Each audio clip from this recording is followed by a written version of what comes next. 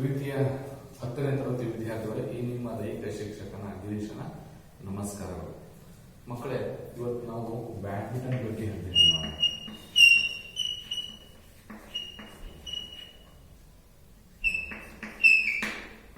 Badminton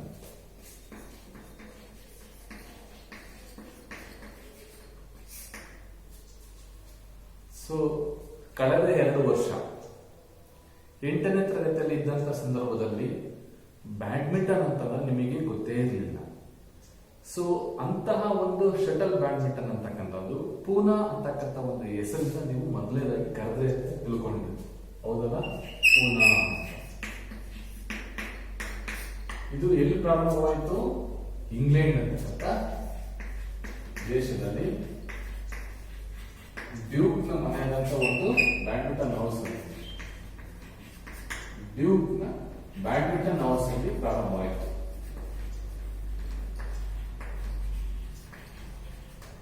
badminton house ಅಂತಕ್ಕಂಥ 1873ರಲ್ಲಿ ಪ್ರಾರಂಭವಾಯಿತು ಅಂತಕ್ಕಂಥ ಒಂದು ಇತಿಹಾಸ ಅವನ್ನ ತಿಳ್ಕೊಂಡಿದ್ದೀರ. ಈ ಬ್ಯಾಡ್ಮಿಂಟನ್ ಅಂತಕ್ಕಂಥದ್ದು ಸಿಂಗಲ್ಸ್, ಡಬಲ್ಸ್ ನಂತರ ಮಿಕ್ಸ್ಡ್ ಡಬಲ್ಸ್. ಸಿಂಗಲ್ಸ್ ಅಂತಂದ್ರೆ ಬಾಯ್ಸ್ ಬಾಯ್ಸ್ ನಡುವೆ ನಡೀತಕ್ಕಂಥದ್ದು, ಅಥವಾ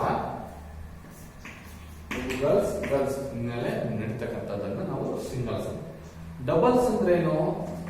ಇಬ್ರು ಬಾಯ್ಸ್ ಒಂದ್ ಟೀಮಲ್ಲಿ, ಇನ್ನೊಂದು ಟೀಮಲ್ಲಿ ಇಬ್ರು ಬಾಯ್ಸ್ ಇರ್ತಕ್ಕಂಥದ್ದನ್ನ ನಾವು ಡಬಲ್ಸ್ ಅಂತಕ್ಕಂಥ. ಅಥವಾ ಗರ್ಲ್ಸ್ ಗರ್ಲ್ಸ್ ಇಬ್ರು ಒಂದ್ ಟೀಮಲ್ಲಿ ಗರ್ಲ್ಸ್, ಇನ್ನೊಂದು ಟೀಮಲ್ಲಿ ಗರ್ಲ್ಸ್ ಇಬ್ರು ಇರ್ತಕ್ಕಂಥದ್ದು ನಾವು ಡಬಲ್ಸ್ ಅಂತ ಕರಿತೀವಿ. ಹಾಗೆ ಮಿಕ್ಸ್ಡ್ ಡಬಲ್ಸ್ ಅಂದ್ರೆ ಏನು? ಮಿಕ್ಸ್ಡ್ ಡಬಲ್ಸ್ ಅಂತಂದ್ರೆ ಒಬ್ರು ಬಾಯ್ಸ್ ಗರ್ಲ್ಸ್, ಇನ್ನೊಂದು ಟೀಮಲ್ಲಿ ಬಾಯ್ಸ್ ಗರ್ಲ್ಸ್ ಇರ್ತಕ್ಕಂಥದ್ದು ನಾವು ಮಿಕ್ಸ್ಡ್ ಡಬಲ್ಸ್. ಇವು ಬಹಳ ಇಂಪಾರ್ಟೆಂಟ್. ಈ 3 ರೀತಿಯ ಬ್ಯಾಡ್ಮಿಂಟನ್ ಅನ್ನು ನಾವು ಆಡ್ತೇವೆ: ಸಿಂಗಲ್ಸ್, ಡಬಲ್ಸ್, ಮಿಕ್ಸ್ಡ್ ಡಬಲ್ಸ್ ಅಂತ. ಈ ಆಟ ಎಷ್ಟು ಅಂಕಕ್ಕೆ ಆಡಲಾಗುತ್ತದೆ? ಬೆಸ್ಟ್ ಆಫ್ 3, 3 ಸೆಟ್ಗಳ ಗೇಮ್ ಆಗಿರ್ತದೆ. ಆದರೆ 21 ಅಂಕಕ್ಕೆ. ಯಾರು 3 ಸೆಟ್ ಅಲ್ಲಿ 2 ಸೆಟ್ ಅನ್ನ ವಿಜಯಶಾಲಿ ಆಗ್ತಾರೋ ಅವರು ಮ್ಯಾಚ್ ವಿನ್ ಆಗ್ತಾರೆ. ಯಾರು 21 ಸೆಟ್ಗೆ ಬೆಸ್ಟ್ ಆಫ್ 3 ಅಲ್ಲಿ 2 ವಿನ್ ಆಗ್ತಾರೋ ಅವರು ವಿಜಯಶಾಲಿಗಳಾಗ್ತಾರೆ. ಅಂದ್ರೆ ಅಕಸ್ಮಾತ್ ಟೈ ಆಯ್ತು, ಮ್ಯಾಚ್ ಅಂದ್ರೆ ಡ್ರಾ ಆಯ್ತು, ಅವರೊಂದು ಸೆಟ್ ಇವರ ಸೆಟ್ ಇದೆ. ಡಿಸೈಡಿಂಗ್ ಸೆಟ್ ಅಲ್ಲಿ 21ಕ್ಕೆ ಆಡಲಾಗುತ್ತದೆ. ಆ 21ರಲ್ಲಿ 11 ಯಾರು ಮೊದಲು ಗಳಿಸ್ತಾರೋ ಅಂಕವನ್ನ ಅವರಿಗೆ ಟೈಮ್ ಔಟ್ ತಗೊಳ್ಳಿಕ್ಕೆ ಅವಕಾಶ. 11 ಫಸ್ಟ್ ಸೆಟ್ ಅಲ್ಲೂ ತಗೋಬಹುದು, ಸೆಕೆಂಡ್ ಸೆಟ್ ಅಲ್ಲೂ ತಗೋಬಹುದು, ಮತ್ತೆ ಡಿಸೈಡಿಂಗ್ ಸೆಟ್ ಅಲ್ಲೂ ಸಮೇತ ತಗೋಬಹುದು. 1 ಸೆಟ್ಗೆ 2 ಅವಕಾಶ ಇರ್ತಾವೆ. ಟೈಮ್ ಔಟ್ ಅದು 1 ನಿಮಿಷ, 30 ಸೆಕೆಂಡ್ ಅಲ್ಲಿ ಇರ್ತದೆ. ಇದರಲ್ಲಿ 1 ನಿಮಿಷದ ಟೈಮ್ ಔಟ್ ಇರ್ತದೆ.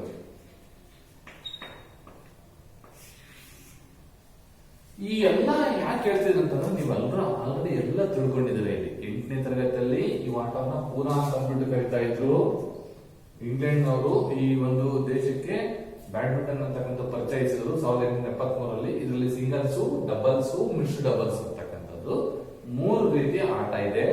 ಅದು 21 ಅಂಕಕ್ಕೆ ಬೆಸ್ಟ್ ಆಫ್ 3 ಸೆಟ್ ಅನ್ನ ಆಡಿಸಲಾಗುತ್ತದೆ. 2 ಸೆಟ್ ಅನ್ನ ಗೆದ್ದಂತ ಟೀಮು ಪಂದ್ಯ ವಿಜಯಶಾಲಿಗಳು ಅಂತ ಅಂದ್ಬಿಟ್ಟು ಪರಿಗಣಿಸಲಾಗುತ್ತದೆ ಅಂತ ಅಂದ್ಬಿಟ್ಟು ಕೇಳಿದ್ವಿ. ಅಲ್ಲಿ ಆಲ್ರೆಡಿ ನೀವು ಅಲ್ಲೆಲ್ಲ ಸ್ಕಿಲ್ ಸಮೇತ ಕಲ್ತೀರಿ. ಏನು? ಸರ್ವಿಸ್ ಇದೆ, ಸ್ಮ್ಯಾಶ್ ಇದೆ, ಡ್ರಾಪ್ ಇದೆ, ರಿಸೀವ್ ಇದೆ, back hand service, back hand receiving, ಇವೆಲ್ಲವೂ ಸಮೇತ ನೀವು 8 ಮತ್ತು 9ನೇ ತರಗತಿಯಲ್ಲಿ ನೀವು ತಿಳ್ಕೊಂಡಿದ್ದೀರ ಮಕ್ಕಳೇ. ಹಾಗಾದ್ರೆ ಅಂಕಣ ಸಮೇತ ನಿಮಗೆ ಗೊತ್ತಿದೆ. ಉದ್ದ, ಅಂಕಣದ ಉದ್ದ, ಬ್ಯಾಡ್ಮಿಂಟನ್ ಅಂಕಣದ ಉದ್ದ ಎಷ್ಟಿರಬೇಕು? 44 ಅಡಿ ಉದ್ದ ಇದೆ. ಅಗಲ 20 ಅಡಿ. ಇದು ಯಾರಿಗಿದು? ಡಬಲ್ಸ್ ಗೆ. ಆದ್ರೆ ಸಿಂಗಲ್ಸ್ ಅಂಕಣ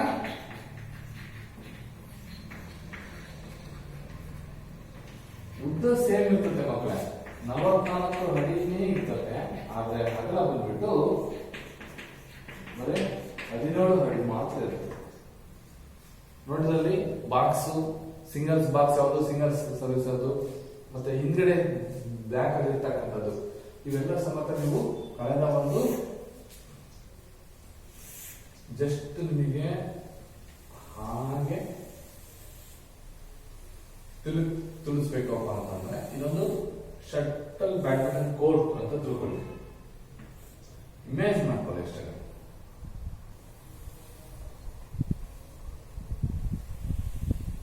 ಇದು ಬಾಕ್ಸ್, ಇದು ಸೆಂಟ್ರಲ್ ಲೈನ್, ಸ್ವಲ್ಪ ಈ ಕಡೆ ಹಾಕೋಣ.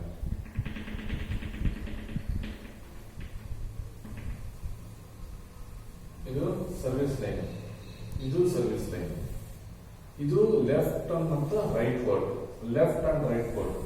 ಓಕೆ, ಇದು ರೈಟ್ ಕೋರ್ಟ್, ಇದು ಲೆಫ್ಟ್ ಕೋರ್ಟ್. ಈ ಕಡೆ ಇದು ರೈಟ್ ಕೋರ್ಟ್, ಇದು left court. Right court service ಮಾಡಬೇಕು, ಲೆಫ್ಟ್ ಕೋರ್ಟ್. ಇಲ್ಲಿ ಆಡ್ ನಂಬರ್, ಇವನ್ ನಂಬರ್ ಅಂತ ಬರ್ತದೆ. ಇವೆಲ್ಲ ಬೆಸ ಸಂಖ್ಯೆಗಳು ಏನಿದಾವ ಎಲ್ಲ ಎಡಗಡೆ ಇರ್ತದೆ, ಸರಿ ಸಂಖ್ಯೆ ಎಲ್ಲ ಬಲಗಡೆಯಿಂದ ಅಂಕಗಳು ಇರ್ತದೆ ಸಂದರ್ಭದಲ್ಲಿ ಮಾಡ್ತಕ್ಕಂಥದ್ದು. ಅಂದ್ರೆ ನಿಮ್ದು 2 ಅಂಕ ಇದ್ರೆ ಅಥವಾ 4 ಅಂಕಗಳು ಏನಿದ್ರೆ ಬಲಗಡೆಯಿಂದ ಸರ್ವಿಸ್ ಮಾಡಬೇಕು. 1, 3, 5, 7, 9 ಅಂತಕ್ಕಂಥ ಅಂಕಗಳಿದ್ದು ನೀವು ಎಡಗಡೆಯಿಂದ ಸರ್ವಿಸ್ ಮಾಡ್ತಕ್ಕಂಥ ಈ ರೀತಿ ಕೋಡ್ ಇರ್ತದೆ. ಇದು 44 ಇದೆ ಮಕ್ಕಳೇ, ಇದು 20 ಅಡಿ ಇಲ್ಲಿಂದ ಆದ್ರೆ ಇದು ಇಲ್ಲಿಂದ 17 ಅಡಿ ಇಲ್ಲಿಗೆ ಸಿಂಗಲ್ಸ್ ಕೋಡ್ ಇಲ್ಲಿಗೆ. ಓಕೆ, ಇದು 2.5 ಅಡಿ ಇರ್ತದೆ, ಇದು 13 ಅಡಿ, ಇದು ಇಲ್ಲಿಂದ ಇಲ್ಲಿಗೆ 13 ಇರ್ತದೆ. ಆದ್ರೆ ಇದನ್ನ 6.5 ಅಂತ ಅನ್ಕೊಳ್ತೀವಿ.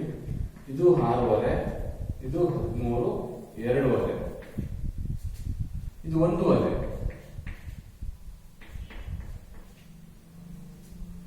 ಇದೆಲ್ಲ ಇದು ನೀವು 8, 9ನೇ ತರಗತಿಯಲ್ಲಿ ತಿಳ್ಕೊಂಡಿದ್ದೀರಾ ಅಂತ ತಿಳ್ಕೊಂಡು ಮುಂದಿನ ಈಗ ನಿಮಗೆ ಇರ್ತಕ್ಕಂಥ ಸಿಲೆಬಸ್ ಅಂತಂದ್ರೆ ಇತಿಹಾಸ, ಅಂಕಣದ ಅಳತೆ, ವಿವಿಧ ಕ್ಷೇತ್ರಗಳ ಉದ್ದೇಶ ಮತ್ತು ಬ್ಯಾಡ್ಮಿಂಟನ್ಗೆ ಆಟಕ್ಕೆ ಬೇಕಾಗತಕ್ಕಂಥ ಉಪಕರಣಗಳು. ಇದಕ್ಕೊಂದು ಶಟಲ್ ಬೇಕು, ರಾಕೆಟ್ ಬೇಕು, ಕಂಬ ಬೇಕು, ನಟ್ ಬೇಕು, ಅವೆಲ್ಲ ಮೆಜರ್ಮೆಂಟ್ ನೀವು ತಿಳ್ಕೊಂಡಿದ್ದೀರ.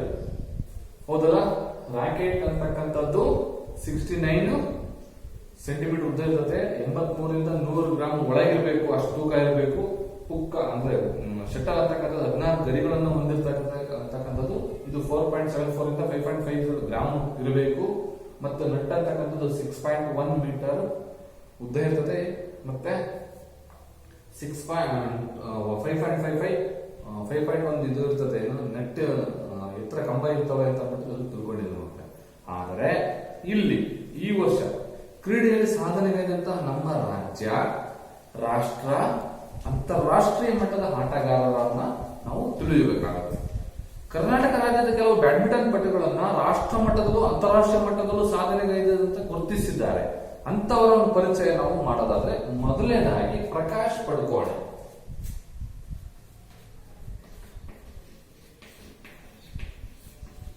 ಪ್ರಕಾಶ್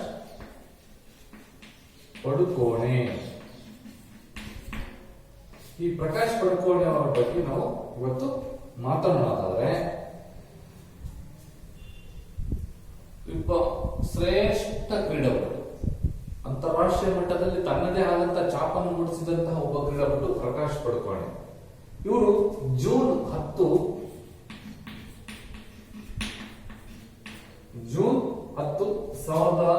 1955ರಲ್ಲಿ ಜನನ.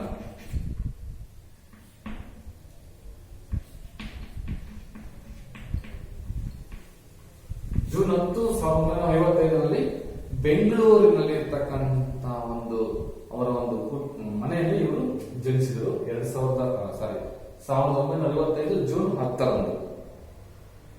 ಇವರು ಬ್ಯಾಡ್ಮಿಂಟನ್ ಕ್ರೀಡೆಯಲ್ಲಿ ಜೆಂಟಲ್ ಟೈಗರ್ ಅಂತ ಅಂದ್ಬಿಟ್ಟು ಇವರು ಟೈಗರ್, ಜೆಂಟಲ್ ಟೈಗರ್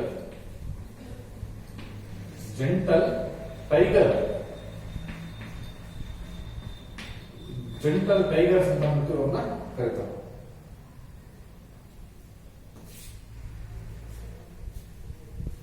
ಈ ಟೆನ್ನಿಸ್ ನ ವಿಂಬಲ್ಡನ್ ಸಮಾನವಾಗಿರ್ತಕ್ಕಂತಹ ಒಂದು ಆಲ್ ಇಂಗ್ಲೆಂಡ್ ಬ್ಯಾಡ್ಮಿಂಟನ್ ಪ್ರಶಸ್ತಿಯನ್ನು ಪಡೆದಂತಹ ಮೊಟ್ಟ ಮೊದಲ ಕ್ರೀಡಾಪಟು.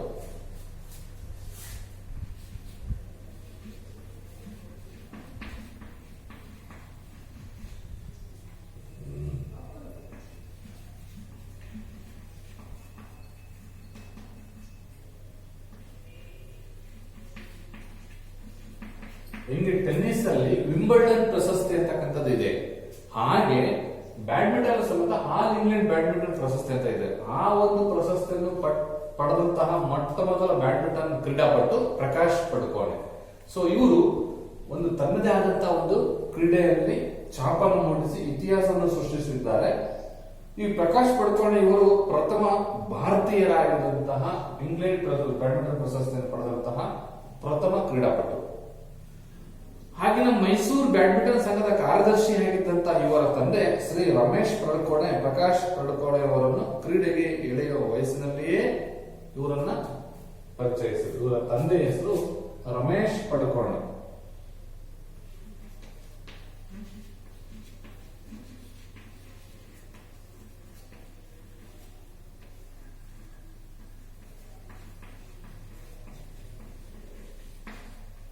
ರಮೇಶ್ ಪಡುಕೋಣೆ ತಂದೆ ಇವರು. ಈ ರಮೇಶ್ ಪಡುಕೋಣೆ ಅಂತಕ್ಕಂಥವರು ತನ್ನ ಮಗನಾದಂತಹ ಪ್ರಕಾಶ್ ಪಡುಕೋಣೆ ಅವರನ್ನ ಎಳೆ ವಯಸ್ಸಿನಲ್ಲಿ ಏನು ಬೆಳೆಯುವ ಸಿರಿ ಮೊಳಕೆಯಲ್ಲಿ ಅನ್ನೋ ಹಾಗೆ ಗಿಡವಾಗಿ ಬಗ್ಗುದು ಮರವಾಗಿ ಬಗ್ಗಿತೆ ಅನ್ನುವ ಹಾಗೆ ಮೊದಲನೇ ಇವರು ಚಿಕ್ಕ ವಯಸ್ಸಿನಲ್ಲಿಯೇ ಇವರನ್ನ ತಾನು ಸಮೇತ ಕ್ರೀಡಾಪಟು ಆಗಿದ್ದರಿಂದ ಅವರನ್ನ ಆ ಕ್ರೀಡೆಗೆ ತೊಡಗಿಸಿದರು. ಯಾರನ್ನ? ಪ್ರಕಾಶ್ ಪಡುಕೋಣೆ.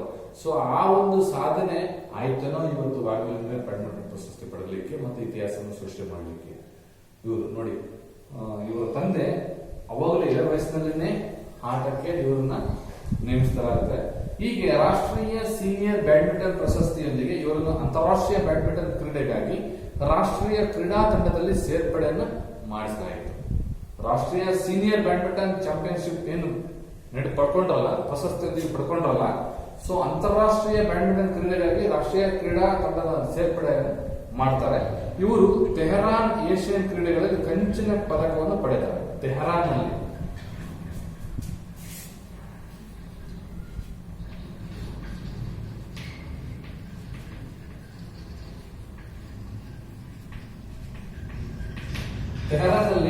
ಕಂಚಿನ ಪದಕವನ್ನು ಪಡೆದರೆ ಏಷ್ಯನ್ ಕ್ರೀಡೆಯಲ್ಲಿ.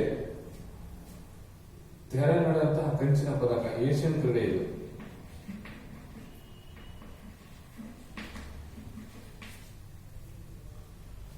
ನಂತರ ಕ್ರಿಸ್ಟ್ ಚರ್ಚ್ ನಲ್ಲಿ ನಡೆದಂತಹ ಕಾಮನ್ವೆಲ್ತ್ ಕ್ರೀಡೆಗಳಲ್ಲಿ ಪೂರ್ವಾಂತ್ಯದ ಪಂದ್ಯದಲ್ಲಿ ಪಾಲ್ಗೊಂಡು ಇವರು ಹೊರಗೆ ನಿರ್ಗಮಿಸ್ತಾರೆ. ಕಾಮನ್ವೆಲ್ತ್ ಆದರೆ ಎಡ್ಮಂಟನ್ ನಡೆದಂತಹ ಕಾಮನ್ವೆಲ್ತ್ ಕ್ರೀಡಾಕೂಟದಲ್ಲಿ ಡೆರೆಕ್ ಟೆಲ್ಬಾರ್ಡ್ ಇವರನ್ನು ಪರಾಭವಗೊಳಿಸಿ ಸ್ವರ್ಣ ಪದಕವನ್ನು ಗಳಿಸ್ತಾರೆ. ಇವರು ಎಡ್ಮಂಟನ್ ನಲ್ಲಿ ನಡೆದಂತಹ ಕಾಮನ್ವೆಲ್ತ್ ಕ್ರೀಡಾಕೂಟದಲ್ಲಿ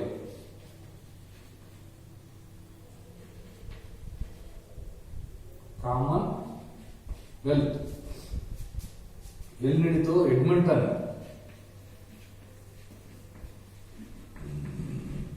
ಎಡ್ಮಂಟನ್ ನಲ್ಲಿ ಯಾವುದು ಸ್ವರ್ಣ ಪದಕ, ಬಂಗಾರ ಪದಕವನ್ನ ಗಳಿಸ್ತಾರೆ. ಹೀಗೆ ಲಂಡನ್ ನಿಂದ ರಾಯಲ್ಸ್ ಎಲ್ಬರ್ಟ್ ಹಾಲ್ ನಲ್ಲಿ ನಡೆದ ಇಂಗ್ಲಿಷ್ ಮಾಸ್ಟರ್ ಚಾಂಪಿಯನ್ಶಿಪ್ ನಲ್ಲಿ ಪ್ರಶಸ್ತಿಯನ್ನು ಪಡೆದರು. ಇಂಗ್ಲೆಂಡ್ ನಲ್ಲಿ ನಡೆದಂತಹ ಮಾಸ್ಟರ್ ಚಾಂಪಿಯನ್ಶಿಪ್ ಅನ್ನು ಪಡೆದುಕೊಂಡರು ಇವರು.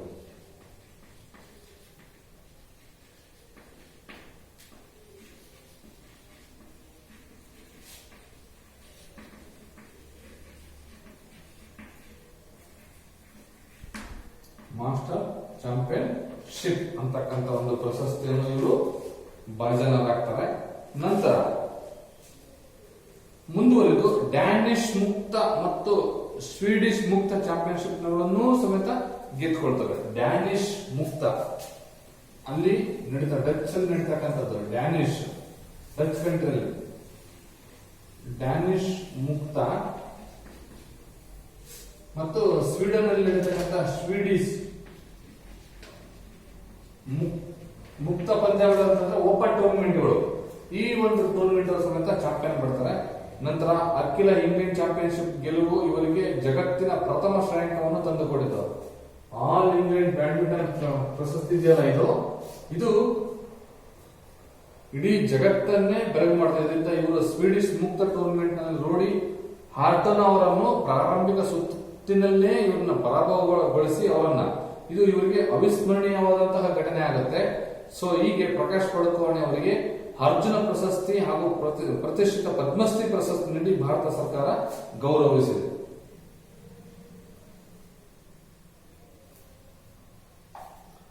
ಅರ್ಜುನ ಪ್ರಶಸ್ತಿಯನ್ನ ನೀಡಿದೆ.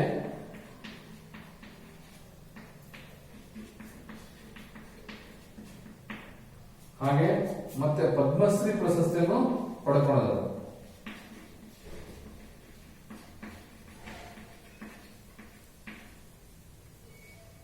ಹೀಗೆ ಕರ್ನಾಟಕವಾದಂತಹ ಶ್ರೀ ಪ್ರಕಾಶ್ ಪಡುಕೋಣೆ ಅವರು ಆಲ್ ಇಂಗ್ಲೆಂಡ್ ಚಾಂಪಿಯನ್ಶಿಪ್ ನಲ್ಲಿ ಪ್ರಶಸ್ತಿಯನ್ನು ಪಡೆದ ಭಾರತದ ಪ್ರಪ್ರಥಮ ಬ್ಯಾಡ್ಮಿಂಟನ್ ಆಟಗಾರರಂತಕ್ಕಂಥ ಒಂದು ಕೀರ್ತಿ ಇವರಿಗೆ ಸಲ್ಲುತ್ತದೆ ಮಕ್ಕಳೇ.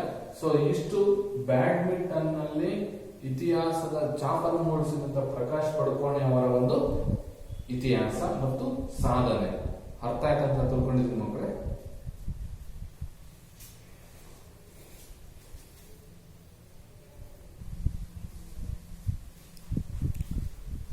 ಪ್ರಕಾಶ್ ಪಡುಕೋಣೆ ಅವರಿಗೆ ಅರ್ಜುನ ಪ್ರಶಸ್ತಿ ಅಂತಕ್ಕಂಥದ್ದು 1978ರಲ್ಲಿ ಪ್ರಕಾಶ್ ಪಡುಕೋಣೆ ಅವರಿಗೆ ಅರ್ಜುನ ಪ್ರಶಸ್ತಿ ಸಿಕ್ತು. 72ರಲ್ಲಿ ಸಿಕ್ತು. ಹಾಗೆ ಪದ್ಮಶ್ರೀ ಪ್ರಶಸ್ತಿ ಅಂತಕ್ಕಂಥದ್ದು 1982ರಲ್ಲಿ 1982ರಲ್ಲಿ ಪದ್ಮಶ್ರೀ ಪ್ರಶಸ್ತಿ ಅಂತಕ್ಕಂಥದ್ದು ಸಿಕ್ತು ಮಕ್ಕಳು. ಸೊ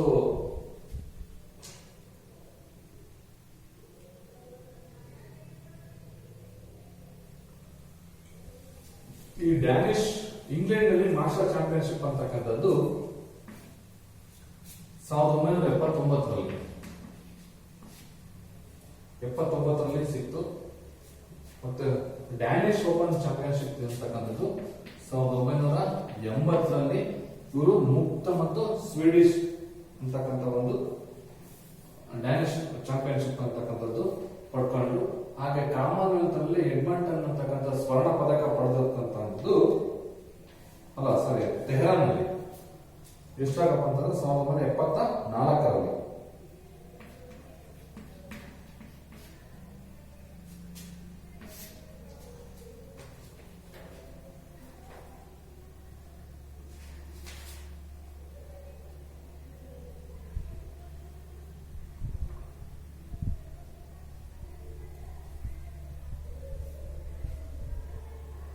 ಇವ್ರಿಗೆ ಆಲ್ ಇಂಗ್ಲೆಂಡ್ ಬ್ಯಾಡ್ಮಿಂಟನ್ ಚಾಂಪಿಯನ್ಶಿಪ್ ಅಂತಕ್ಕಂಥದ್ದು 1980ರಲ್ಲಿ ದೊರೆಯಿತು.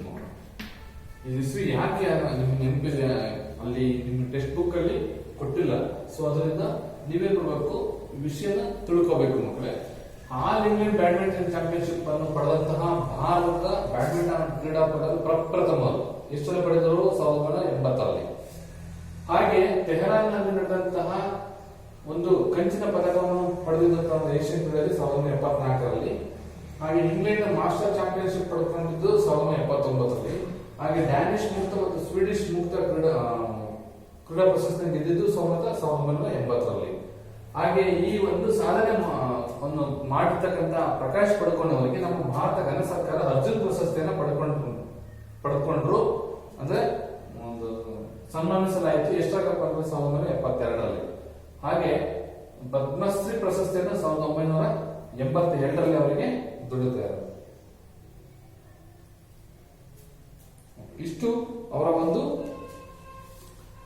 ಬ್ಯಾಡ್ಮಿಂಟನ್ಗೆ ಸಂಬಂಧಪಟ್ಟಂತ ಸಾಧನೆ. ಆದರೆ ಈಗ ಮತ್ತೊಬ್ಬ ಕ್ರೀಡಾಪಟುವಾದಂತಹ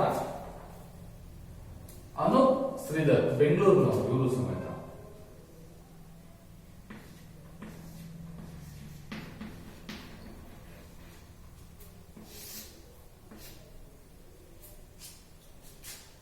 ಅನೂಪ ಶ್ರೀಧರ ಒಬ್ಬ ಬ್ಯಾಡ್ಮಿಂಟನ್ ಆಟಗಾರ. ಬೆಂಗಳೂರಿನವರಾದಂತಹ ಇವರು ಇತ್ತೀಚಿನ ದಿನಗಳಲ್ಲಿ ಭಾರತದ ಅತ್ಯುತ್ತಮ ಆಟಗಾರರೆಂದು ಪರಿಗಣಿಸಲಾಗಿದೆ.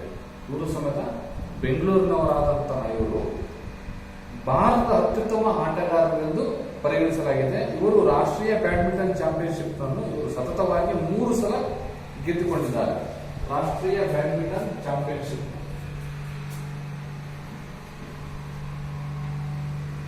ಸತತ 3 ಬಾರಿ ರಾಷ್ಟ್ರೀಯ ಬ್ಯಾಡ್ಮಿಂಟನ್ ಚಾಂಪಿಯನ್ಶಿಪ್ ಪಡ್ಕೊಂಡಂತ ಕ್ರೀಡಾಪಟು. ಇವರು ಅತ್ಯಂತ ವೇಗವಾಗಿ ಶಟಲ್ ಅನ್ನು ಅಪ್ಪಳಿಸುವುದರಿಂದ ಪವರ್ಫುಲ್ ಸ್ಮ್ಯಾಶರ್ ಅಂತ ಅನುಭವಿಸಿದ್ದಾರೆ. ಸ್ಮ್ಯಾಶರ್ ಅಂತ ಹೇಳ್ತೀವಲ್ಲ ನಾವು ವಾಲಿಬಾಲ್ ಅಥವಾ ಹಿಟ್ಟರ್ ಅಂತ ಕರಿತೀವಲ್ಲ, ಕ್ರಿಕೆಟ್ ಅಲ್ಲಿ ಒಳ್ಳೆ ಉತ್ತಮ ಬೌಲರ್ ಅಥವಾ ಬ್ಯಾಟ್ಸ್ಮನ್ ಕೀಪರ್ ಅಂತ ಹಂಗೆ ಬ್ಯಾಡ್ಮಿಂಟನ್ ಒಳ್ಳೆ ಸ್ಮ್ಯಾಶರ್ ಅಂತಂದ್ರೆ ಅನುಭವಿಸಿದ್ದಾರೆ. ಉತ್ತಮ ಸ್ಮ್ಯಾಶರ್, ಪವರ್ಫುಲ್ ಸ್ಮ್ಯಾಶರ್ ಅಂತ ಕರಿತೀವಿ.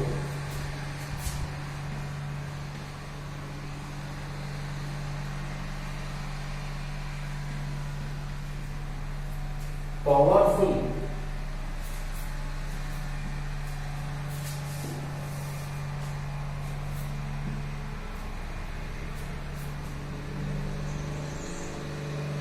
ಸ್ಮ್ಯಾಶರ್.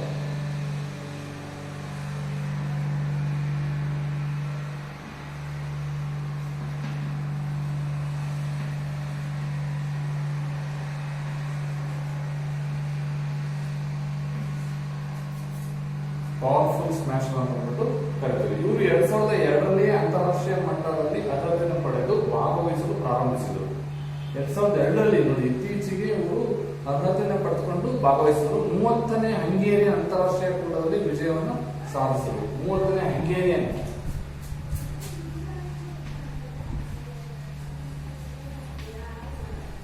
ಹಂಗೇರಿಯನ್ ಚಾಂಪಿಯನ್ಶಿಪ್ ಅಲ್ಲಿ ಅಂತಾರಾಷ್ಟ್ರೀಯ ಕೂಟದಲ್ಲಿ ಇವರು ವಿಜಯನ ಗಳಿಸ್ತಾರೆ.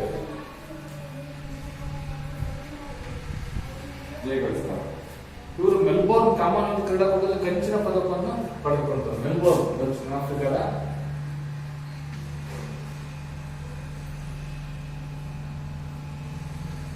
ಈಗೂ ಬರೀಬಹುದು.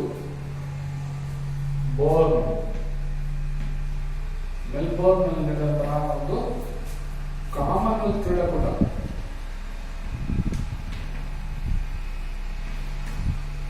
ಕಂಚಿನ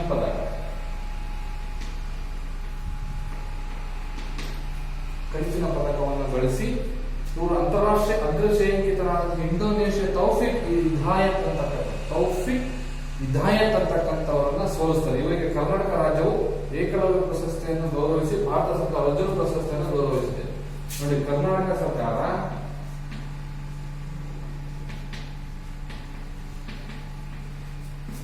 ಏಕಲವ್ಯ ಪ್ರಶಸ್ತಿಯನ್ನು ಗಳಿಸಿದೆ. ಏಕಲವ್ಯ ಪ್ರಶಸ್ತಿಯನ್ನು ಕೊಟ್ಟು ಅವರಿಗೆ ಸನ್ಮಾನಿಸಲಿದೆ. ಆದರೆ ಭಾರತ ಸರ್ಕಾರ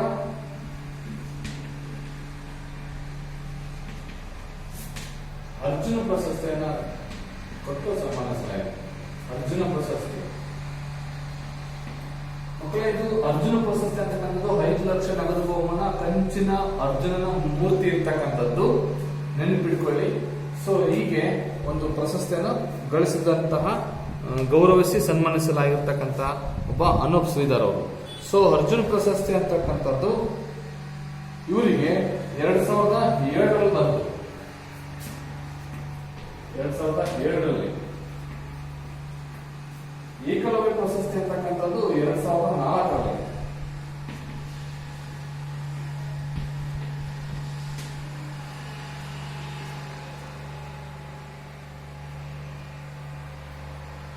ಇದು 2008 ಬ್ರೌನ್ ಪದಕ, ಕಂಚಿನ ಪದಕ 2008ರಲ್ಲಿ ಬಂತು ನೋಡ್ರಿ.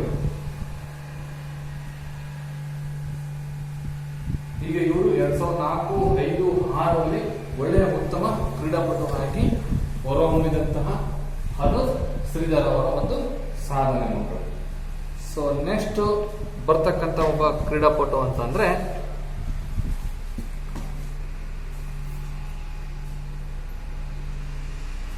ಅರವಿಂದ ಭಟ್.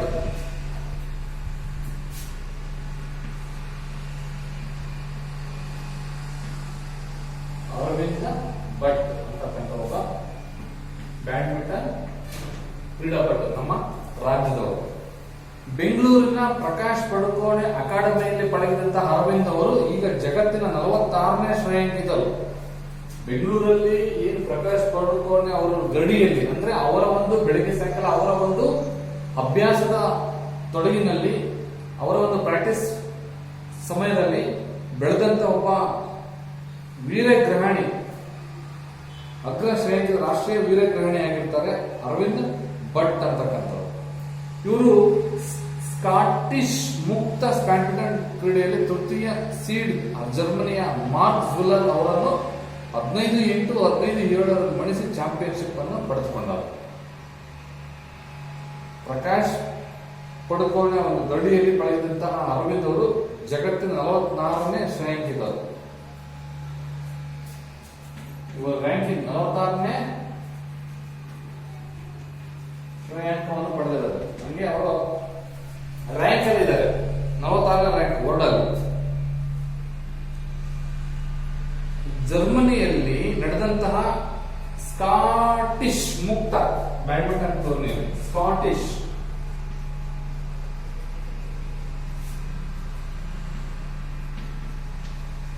ಬ್ಯಾಡ್ಮಿಂಟನ್ ಟೂರ್ನಿಯಲ್ಲಿ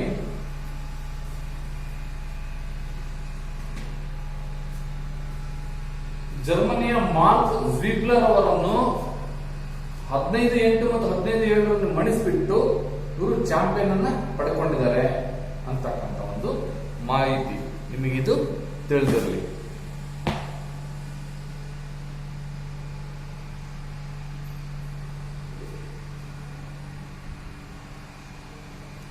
ಎರಡ್ 2007ರಲ್ಲಿ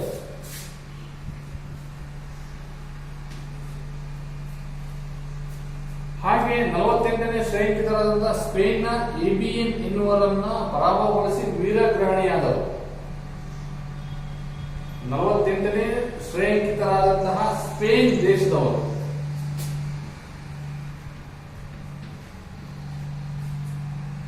ಎಬಿಎನ್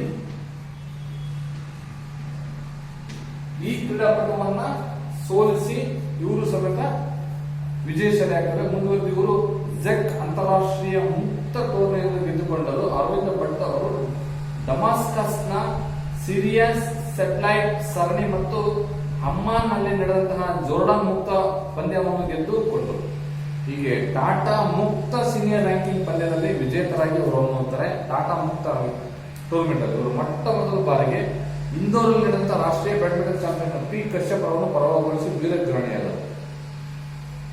ನೋಡಿ, ಈಕೆ ಅರವಿಂದ ಭಟ್ ಇದಾರಲ್ಲ, ಇವರು ರಾಷ್ಟ್ರೀಯ ಬ್ಯಾಡ್ಮಿಂಟನ್ ಚಾಂಪಿಯನ್ಶಿಪ್ ನಲ್ಲಿ ಕಶ್ಯಪ್ ಅವರನ್ನು ಸೋಲಿಸ್ತಾರೆ. ರಾಷ್ಟ್ರೀಯ ಬ್ಯಾಡ್ಮಿಂಟನ್ ಚಾಂಪಿಯನ್ಶಿಪ್ ನಲ್ಲಿ ಪಿ ಕಶ್ಯಪ್ ಸೋಲಿಸ್ತಾರೆ, ಪರಾಭವಗೊಳಿಸ್ತಾರೆ. ಅವರನ್ನು ಸೋಲಿಸಿ ಪುರುಷರ ರಾಷ್ಟ್ರೀಯ ಚಾಂಪಿಯನ್ಶಿಪ್ ಮತ್ತೊಮ್ಮೆ ಪರಾಭವಗೊಳಿಸಿ ವೀರಗ್ರಹಣಿಯನ್ನು ಪಟ್ಟವನ್ನು ಪಡೆದುಕೊಳ್ತಾರೆ. ಕಶ್ಯಪ್ ಅವರನ್ನು ಪುರುಷರ ರಾಷ್ಟ್ರೀಯ ಚಾಂಪಿಯನ್ಶಿಪ್ ಮತ್ತೊಮ್ಮೆ ಪರಾಭವಗೊಳಿಸಿ ವೀರಗ್ರಹಣಿಯನ್ನು ಪಡೆದುಕೊಂಡಂತ ಒಬ್ಬ ಕ್ರೀಡಾಪಟು. ಎಷ್ಟಲ್ಲಪ್ಪ ಅಂತಂದ್ರೆ ಫೆಬ್ರವರಿ 2009.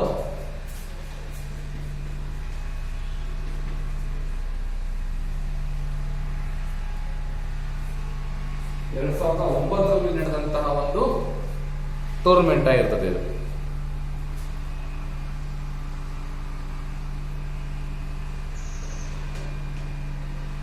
ಹೀಗೆ ಇವರ ಒಂದು ಸಾಧನೆಯನ್ನ ತಿಳಿಬಹುದು.